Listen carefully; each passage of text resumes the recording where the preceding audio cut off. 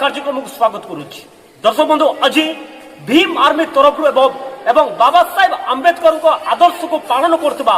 100 Ambedkar rights एवं आंबेडकर समर्थक मैंने राजधानी भुवनेश्वर गर्जन कर संविधान को बंचेबा एवं बाबा साहेब आंबेडकर नीति आदर्श को बंचेबा को लेकिन जो प्रकार भाव में स्वर उत्तोलन कर आज संविधान उपरे प्रश्न पचारुथिबा एवं संविधान को विरोध करुथिबा विरोधी दलों को मुखा खोली मुह बंद कर गर्जन देखी वर्तमान सरकार स्थान पलटि। दर्शक बंधु आपने देखिपे किभली भाव में विशाल शोभा ग्राम ग्राम जिला जिलू भुवनेश्वर राजधानी भीम आर्मी मानकर कर्मी जो गर्जन जो भली भाव में प्रतिक्रिया रखी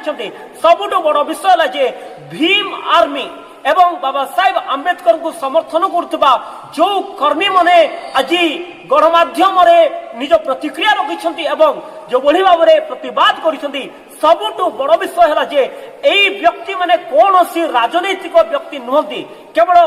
देश एवं संविधान को बंचेबा निमंते जो भली भाव में वर्तमान प्रतिक्रिया रखा जाउची एवं सरकार को प्रत्येक विषय को लेकिन वर्तमान जहाँ सम्मुख को अणा जाउची एवं जो मैंने कि किछि वर्ष हला विशेषकर किछि मास हला संविधान विरोधी कार्य करुछंती एवं क्रिश्चियन संख्यालघु मुसलमान मान विरुद्ध में आक्रमण करुछंती ए तमाम विषय सरकार कहीं स्थान पलटि सरकार कहीं चुप अच्छे एवं जो मैंने कि केवल सोशल मीडिया रे लोकों को भय देखा आज से मुखा खोली से प्रमाणित कर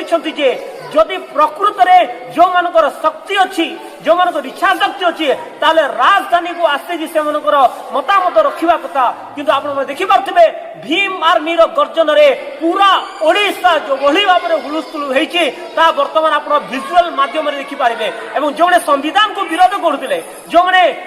मंडली चर्च भीतर को जाकि जो प्रकार आक्रमण करुले वर्तमान सरकार मुखा खोली भीम आर्मी सबुठ बड़ विषय नवरंगपुर जो भली भाव में जो आदिवासी हिंदू मान को व्यवहार करके आदिवासी भाई मान को विरोध करे आदिवासी मान विरोध में भाई भाई विरोध जो गंडगोल लगा जाऊँगी चर्च को भांगिया जो प्रयास कर